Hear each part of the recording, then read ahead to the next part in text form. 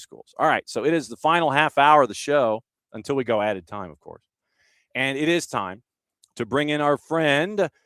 We'll find out what cup of coffee Niko Moreno is on from Pulso Sports and Sounder at Heart. We bring him in as we've gone from Lima, Peru to Seattle, Washington, and find out what's going on with the man wearing the Wazoo lid on the morning. How are you, my friend? Hey, what's going on, John? SDH family, we are here. It is Thursday. This is cup number 2. I am ready to go. Woke up early again this morning. We're back at it now. Got all the juices flowing. I'm ready to go. All right, so we will waste no time and find out about the week that you have experienced. And going backward, obviously, we've got to start with Seattle. 15th time in a row that there has not been a result on the winning side for Seattle at Rio Tinto. Juggled lineup for RSL because of injuries and such. No Luna, no Yedlin, no a couple of others, and it still ends up as RSL with the youngins getting the win. Now that you've had a couple days to think about it, what sticks in your head? Look, there's just no explanation for the Sounders' inability to win at America First Field. There's just no real explanation. This particular game was unlike probably any that the Sounders have had over the last 3 or 4 years because they were just so much better than RSL for large parts of this game. It took Rafael Cabral to have a phenomenal, almost superhero-like performance to keep RSL from either losing that game or at the very least dropping points, because there was a certain part of the game where the Sounders found their groove. I think in the second half, some of the substitutions really helped out the transition play for the Sounders. I thought that they were a lot more direct when Musovski was on the field. And overall, I just thought that RSL, as the game went on, they started getting deeper and deeper and giving more of not just the ball for the Sounders, but giving them more field, and they absorbed a lot of pressure. But look, Cabral just had a phenomenal game, and I don't want to take anything away from RSL. I thought they were very good.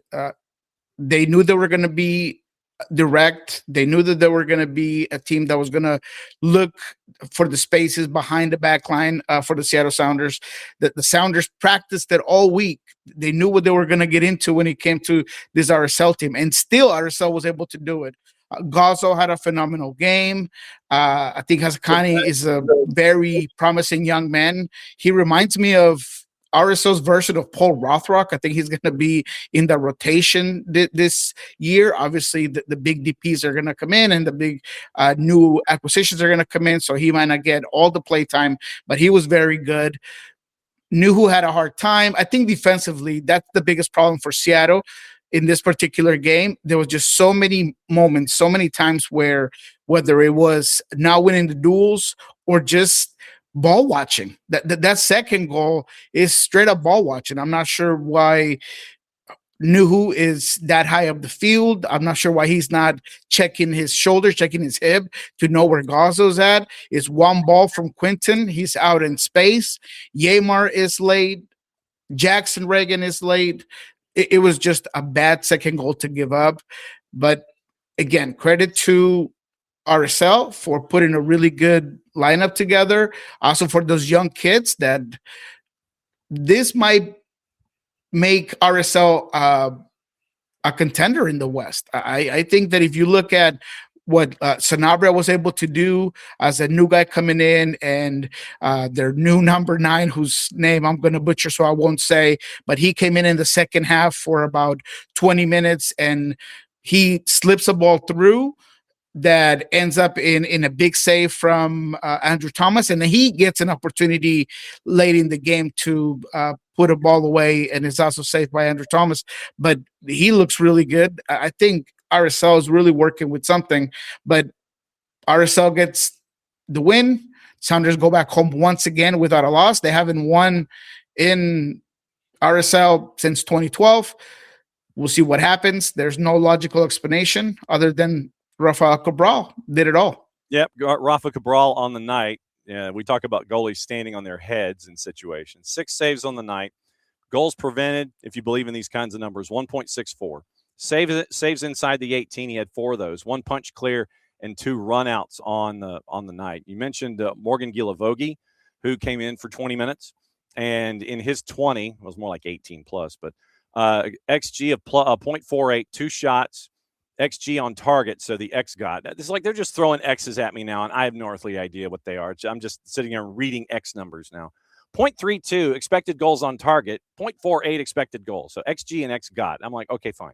1 shot on target, 1 big chance missed, 1 offside for Gilavogi as he's getting into Pablo Mastroeni rhythm. You mentioned that right-hand side with RSL coming to Atlanta. We caught up with Landon Southwick from RSL yesterday, and the notion that Hezer Connie, and this is all things being equal. Like I said, we don't know the injury status of Diego Luna or DeAndre Yedlin or the other 3, Olatunji or the other 2 that did not play. But all things being equal with that starting 11, look at the right-hand side of the attack with Hezer Connie and Gozo going up against the left-hand side of the defense. That's my matchup, and that's kind of what I'm staring at, all things being equal, not knowing health status going in. Lineup for you. You mentioned Andrew Thomas in net, back 4, Nuhu, Jackson Reagan, Yamar, and Alex Roldan. Hassani Dotson, who had he got the oopsie call from Pro about his goal. Christian Roldan, Ferreira, Rusnak, Rothrock, and Osaze de Rosario up top. So, yeah, Hassani Dotson got the word from the league that, we had an oopsie on your goal. So, yay, great. Thanks for telling me that now, huh? Yeah, really appreciate it, refs. That's not going to do me any good. But I don't want to take too much time, but I do appreciate the transparency from Pro. They got to do better. We talked enough about re-refereeing. You could definitely hear that that's the case from the audio, and they definitely got it wrong. But, that's all right. Unfortunately for Hassani, he didn't have a great game against RSL. I was surprised that Brian was a little more complimentary than I thought. Maybe he's just trying to protect him. He's young. He's new to the system. He's new to the team. But that first goal, if he clears that ball rather than trying to put a compromising ball into Christian Roldan, it doesn't get picked up. It doesn't get put out to Sanabria. Sanabria doesn't put it into the 18 where Hezer Connie is able to get his shot on it. But that's just what happened. So Jose Rosario is another player that in this starting 11, his leash is very short. I think maybe he gets one more run in as the starter against St. Louis. But if he doesn't perform, it might be that Danny Musovski show one more time until Jordan Morris gets back. Maybe not. Maybe he stays the 9. But, yeah. Paul Arriola came in as a sub late in the second half, and by all accounts, when you're catching up with Paul these days, he says he's ready to go full, start the engines, and I'm good to go. What's the feedback on that? Paul Arriola, I'm going to go ahead and just bring it out. I think Paul Arriola is going to start against St. Louis City. Yeah. I don't know if he's going to be ready for 90. But the big news this week at a training, Paul Rothrock apparently did something to his ankle in this RSL game. He has not practiced yet. Brian Smetzer said that they're looking at it, that he hit it or knocked it. This kind of the word that he used, dinged it. But he hasn't been around, and I'm not hearing that he is been in the facility necessarily, so I don't know what's going on. I'll be down there today, but that's something to look at. An ankle could be difficult. It could be something else. Georgie Manungu also has an injury that apparently is going to be. He's going to stay with the team, and he's going to be available depending on his pain tolerance. Doesn't sound great. Brian said he's got a crack in his right foot, so some sort of fracture, but he's going to be playing on it. So wingers are starting to fall for the Sounders. No Jordan Morris. Obviously now with Georgie Manungu, we'll see what happened. And Paul Rothrock, hopefully nothing's wrong. But, yeah, not looking great. But for sure, Paul won't be ready for this game on Saturday. So it will be Paul Arriola. I see maybe a Sounders team that is going to play in the 3-5-2 with Paul Arriola as that wing back. in the absence of Paul Rothrock. So yeah, lots happening here for the Sounders. Yeah, and you're going up against a St. Louis City team that you don't really know what to expect. Joao Klaus goes in the offseason. He's now with LAG. He's doing what you anticipated that he would be doing in a St. Louis uni. In Los Angeles now. Offensively challenged is probably the best way that I would phrase St. Louis from what I've seen. They're trying to make the home matches there difficult for opposition. What kind of matchup are you anticipating with this one so far? It's going to be a game that's going to be hard to analyze because the Sounders have a midweek game against the Whitecaps for CCC. I think there's going to be some rotation. I think St. Louis is a team that wants to play with the ball, but they don't really necessarily have all the weapons. I think they depend a lot out of Edelman and Durkin to really handle the ball and perhaps give them a little bit of tempo and control the tempo, but they haven't been able to do it because San Diego was just so much better. Charlotte, I thought they were better than Charlotte in game one, but they were unable to get the win. They did get the draw. But they're a decent team. We'll see what happens with Sergio Cordova. Can he play? I don't know if his paperwork will get through. I don't really know if he fits necessarily, but I mean, he's a guy that they're bringing in. I do think that a Betcher is more fit for the system, is that energizer bunny. He's going to push, he's going to pull, he's going to get in there. Maybe not as technical as other players, but he is definitely that guy for that system. Hurdle continues to be the most talented player for that offense, but can he get there? Can he be available for this game? We'll see. But San Luis is a decent team. I like what they do with the ball. I like they had small moments against San Diego where they're switching the point of attack. They're finding themselves with some really good combinations in the final third, but maybe they just don't have that quality finisher to make them a little bit better. So to your point, that's probably what they're missing. Okay, so you mentioned rotation because of the Triple C in the midweek. And just to let everybody know, the subs in the matchup against RSL, you had KKR come in for 30, Kalani Kosi Rienzi. He came in for Yamar. Snyder Brunel came in for 30, replacing Jesus Ferreira. You mentioned Musovski and Osaze de Rosario. That was the triple change that happened with about 30 minutes to go. Areola, we talked about him coming in for Hassani Dotson. Nikola Petkovic comes in for a cup of coffee for Rusnak. Would you anticipate, and I'm guessing you would anticipate more rotation in this match in St. Louis so you could be at as close to 100% in the matchup in the midweek against Vancouver in the Triple C, yeah? I think so. It's early in MLS season. MLS season can be very easy to finish strong on. And I know that Brian Smetzer has said that he wants to put a lot of his effort into MLS play. But I do think that with how things are working out, you're going to be able to rotate. You will get perhaps KKR playing on the right side instead of Alex Roldan. Maybe you rest him. He's had a lot of minutes. Maybe you don't see Jesus Ferreira in this one. He's another player that you might want to save for the midweek game. You might get to see more of Nikola Petrovic. You might get to see a little bit more out of all these players. I do think that Snyder Brunel would be the guy that it's ahead in the pecking order. He looked really good as one of the subs that you mentioned in that RSL game. He just understands what he needs to do in being one of those three midfielders in the inside when you're getting the width from the wing backs.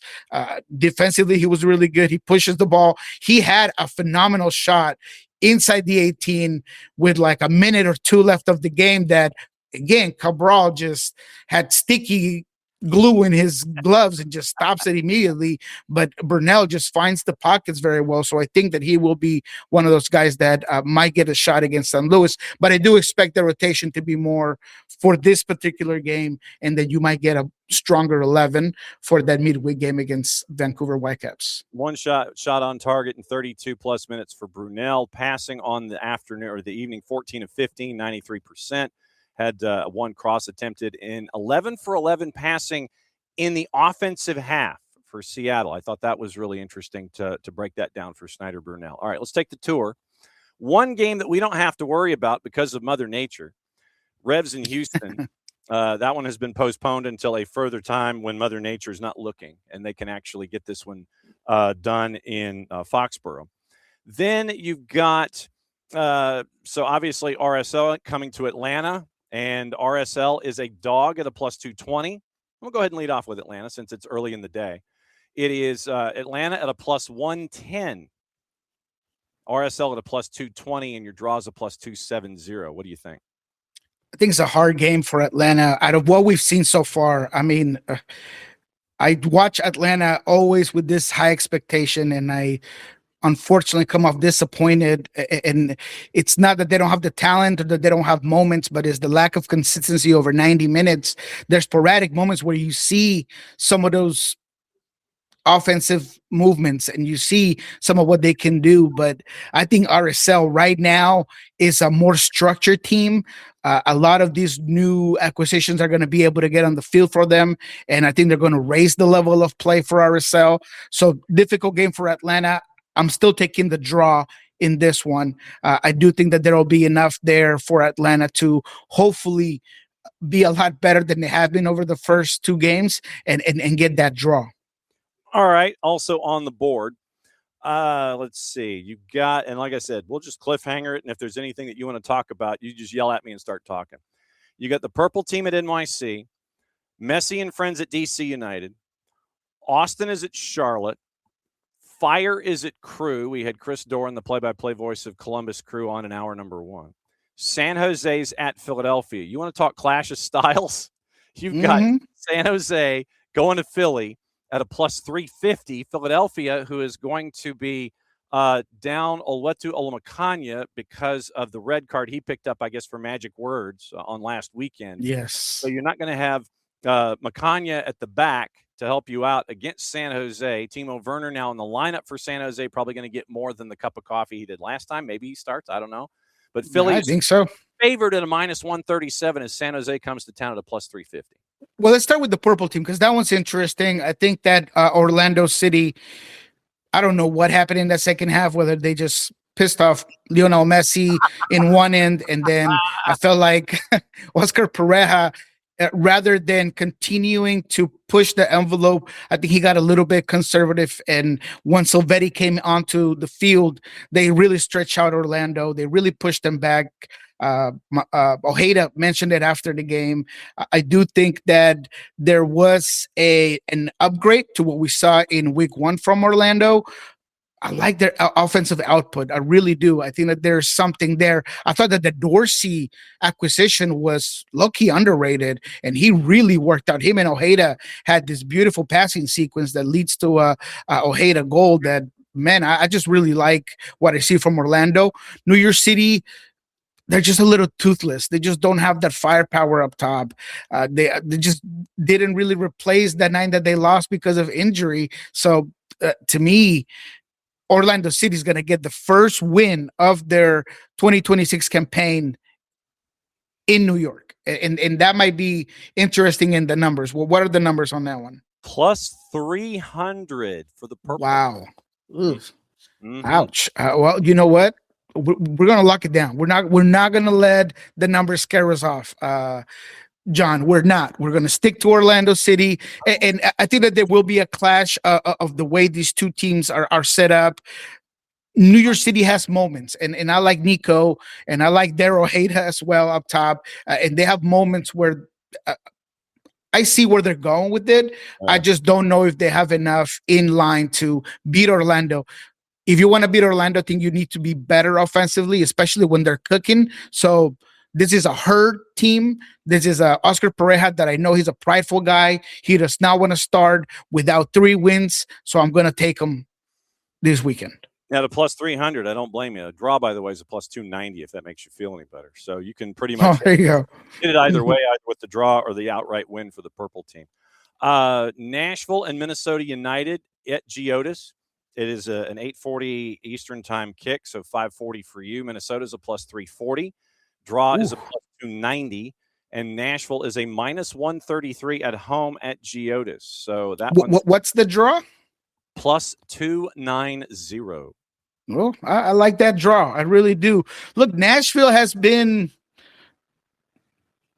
also a letdown, and I don't mean that like this is going to be Nashville throughout the whole season, but it just seems like things are still trying to coagulate, to just get together, to be a little bit more cohesive. Not seeing the Espinosa that we're used to seeing. He's not as instinctful as he typically is. I think he's trying to get used to the system.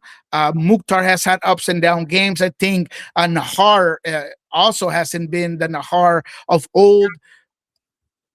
So in the attack is where I have my issues. And it's not just the fact that they're not getting goals, is just the fact that they are not creating enough chances, and they're really struggling in that department, where you thought that with the pieces that they brought in, that was going to be an easy no-brainer, that they were going to get better at chance creation, but the volume hasn't been there for Nashville. That concerns me. But in this particular game against Minnesota, we'll see what happens if James Rodriguez is ever going to start, is ever going to play a game. I think maybe in this one he could get minutes, but to me this has draw written all over it.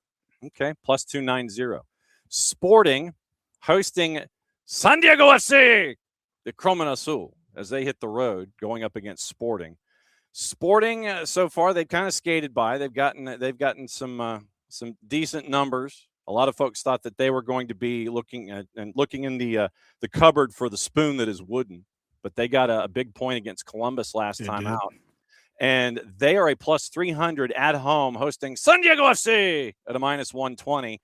I think San Diego FC is just mad, and I think that they're just going to keep trying to pound folks as much as possible. San Diego's just too good. They're just too good in possession. They're too compact. Their defensive line just placed at a different level. And is the defense, is the way they come out with it. I think McVay has turned into this phenomenal center back that I don't know if anybody saw it coming, because he just bounced around. And I think that they have one of the most exciting, probably the best defensive prospect that I've seen in a long time in Dua. Mm-hmm. They control the tempo of the game because of that midfield. Valakri and Versakov do such a good job of keeping possession, moving it around, but then when they see that moment, they create presentation immediately with the distribution. Dreyer just seems to just know exactly where to be, how to be. He's going to assist when he needs to assist. He's going to score when he needs to score. They're just too good. And as much as I would like to give a fighting chance to a Sporting Kansas City team that did look decent against Columbus, I'll give them that.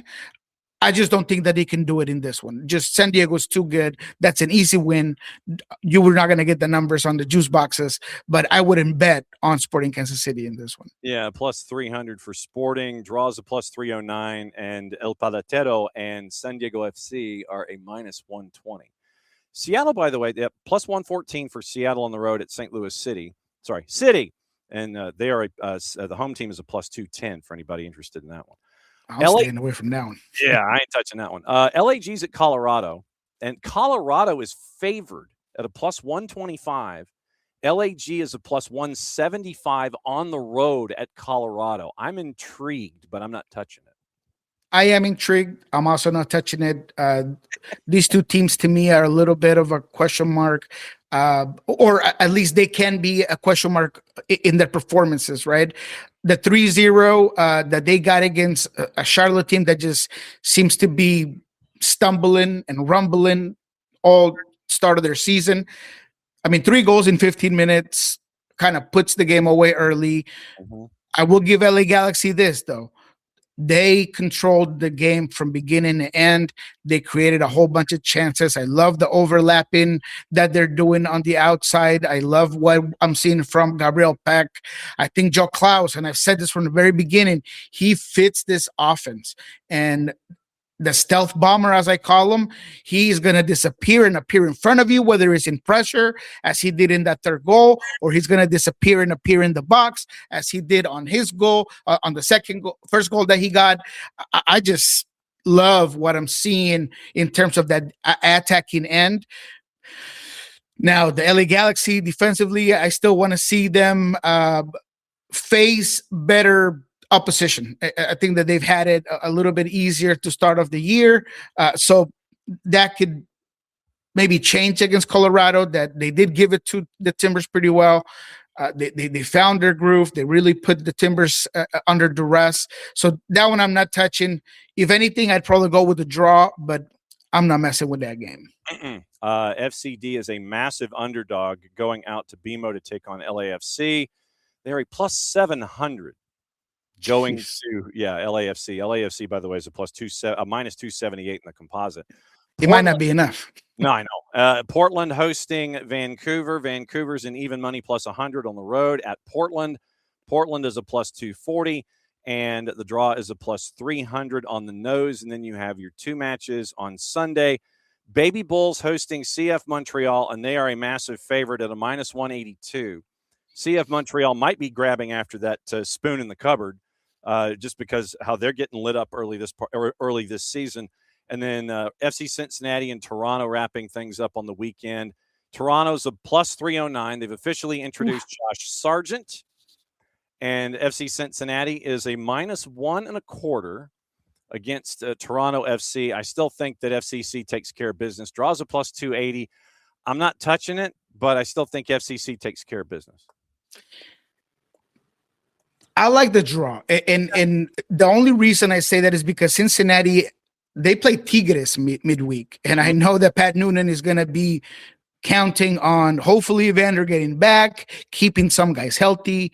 There might be some rotation, although he's not a rotation type of guy, but maybe his current situation with the roster might force him.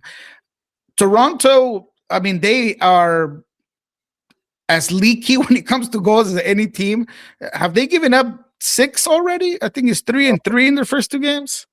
Something along those lines. I mean, they've been bad, right? But what happens with Josh Sargent? Does he give him another guy? I don't know if he'll be ready for this game. I like Sifu. I always been a Sifu guy, Cifuentes. I'm hoping he continues to get better with Toronto. So this one, I don't know why I feel like it's going to be an ugly, not very exciting game with a lot of stoppage where nobody really wants the ball and it just doesn't come with a lot of goals. But I do like the draw in this one. And you are correct, sir. Toronto has given up 6 in their first 2. It was 3 to Vancouver and 3, and so Dallas. In Dallas. So you end up with all those so far. So you lose that one, and you lose the other one, 3-2 in Dallas at Toyota. So you give up 6. CF Montreal, by the way, has given up 8. They gave up 3 to Chicago and 5 to San Diego in their first 2. Orlando City, the purple team's given up 6. And check this out. In the West, no one has given up any more than 5 goals, and that's Sporting. Everybody else, Portland's given up 4. Everybody else is 2 or 3 or none. You've got 4 teams in the Western Conference that haven't given up a goal in the first 2 matches so far this season. San Diego FC, San Jose, LAFC, and Vancouver, the top 4 in that division, in that conference, have not given up a goal yet this year. It's just quality coaching. Is the rosters that had some of that continuity into the season, and I think you're seeing that. San Jose is the one that I did not expect to be up there. Now, again, it doesn't matter who tells me that this is what we're going to see from San Jose the rest of the season. I don't want to take any, excitement about what Bruce Arena's been able to do down there, but that's a pretty easy start of your season. I think that San Jose will get better with Timo in there, but let's just wait on it. I was surprised to see some of the comments about how this team is going to take off and they're going to be this dark horse. I think it's just too early, but San Jose is a team that I didn't expect down there, and the Sounders obviously being as down as they are. It's just one game, but I think they should recover. Yep. All right. So what's going on with the Sounded Heart Pulso Sports and your upcoming trip to Providence and Swedish tire change and framing and picture framing shop? Yeah, of course. Look, I was not going to go to practice today because I feel like I've been there so much, but I'm going to go. I'm going to go just to make sure to see what happens with Paul Rothrock. I think that's what everybody wants to know. Is he going to be, if he's there today, maybe it's nothing, but if he's not, I was talking to Jeremiah Oshan yesterday. He said that at some point prior to coming to the Sounders, Paul Rothrock had a surgery on one of his ankles. Hopefully, this is not the ankle that's been hurt. I don't know. I don't want to freak anybody out, but I'm kind of freaking out. So I'm going to be going to training and seeing what happens, seeing if he's there. When it comes to what's ahead in our lineups is Friday. You do not want to miss what we learned this week with Jeremiah Oshan. We're going to break down. We're going to take a deep dive into St. Louis, what they could expect, what the rotation could look like, who are the players that might or might not start this game. We might give you a lineup builder as well and try to figure out who Brian might be able to put in there. So that one's going to be fun on Friday. On Saturday, on Monday, we'll do kickoff with Ari Lillenwald. We'll break down the entirety of the week. And on Pulso, you'll find all of the voices of everyone that we talked to throughout the week. Do wait, though, for that. Our first Coach's Corner of 2026 will be with João Paulo. We talked to him, and I got to give you a little sneak peek.